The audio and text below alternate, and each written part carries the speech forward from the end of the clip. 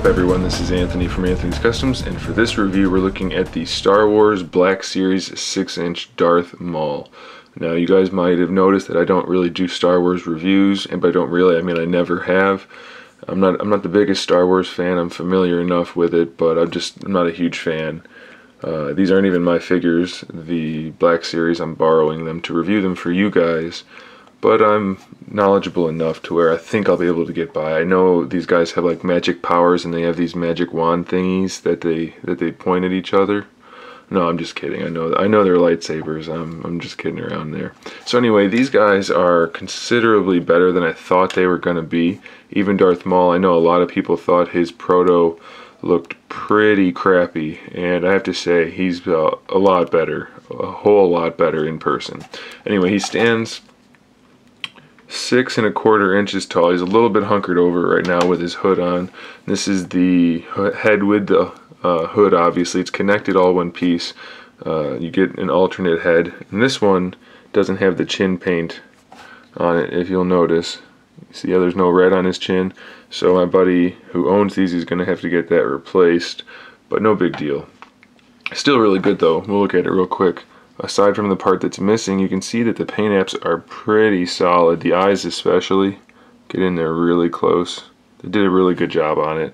So I am pretty happy with that, pretty impressed. You already saw he has the 2 lightsabers, which can connect in Darth Maul style. So that's pretty snazzy. These are translucent plastic like all Star Wars figures are. And then he also has his little other accessories, binocular thingies, which is kind of a throwaway accessory. It's not going to be like something really sought after for posing or anything, but you do get it.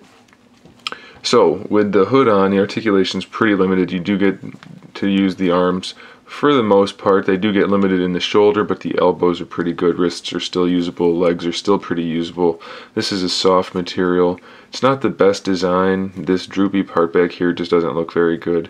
So what I would suggest, oh, and also the head's pretty limited. Even though the articulation is still there, it's pretty limited. So sculpt wise it's okay, but it's not the best. So what I would suggest, and what I think most people are going to do, is not use this head or the cloak, because the figure is way better without it. You should probably put on the second head though. I wouldn't leave him headless. So that head just pops on. And what I want to do now is just go through the articulation really quick. So the head is on a disc, a neck disc, so it rotates up and down, or hinges, pivots, whatever. Then the head can swivel around on there. The shoulders have ball hinges. No bicep swivel built in, but you do get the swivel here in the elbow, which is hinged. Then the wrist has a swivel and a hinge as well. The hinges are a little tight on his wrists, but they do work. The torso hinge or articulation, it's not an ab crunch, it's like a really, really good diaphragm joint. Perfect range of motion. It rotates, goes all the way back, all the way forward, side to side. Really great range of motion. The hips are like the new Marvel Legends hips for the most part.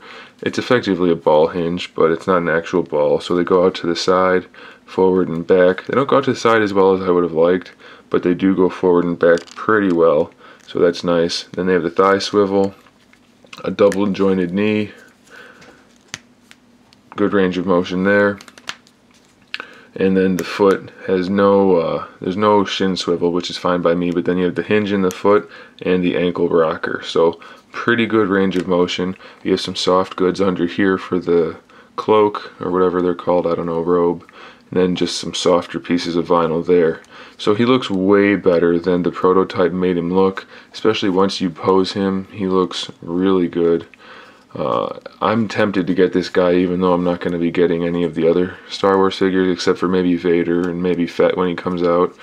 But he's considerably better than I thought he was going to be, especially once you pose him. You know, he's just a really nice display piece. Obviously, that's just a quick, crappy pose, but definitely a good figure. I have to say, I highly recommend it.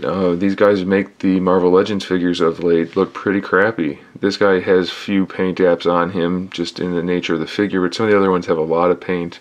Most of the Legends don't. Most of the Legends have reused molds. This guy does not, obviously. So I have to say, very impressive figure. It may not be the best ever, but it's pretty darn good, and for $20 price tag, can't really go wrong. I do recommend it. Thanks for watching, guys. Stay tuned for the rest of the reviews, and in the meantime, keep collecting.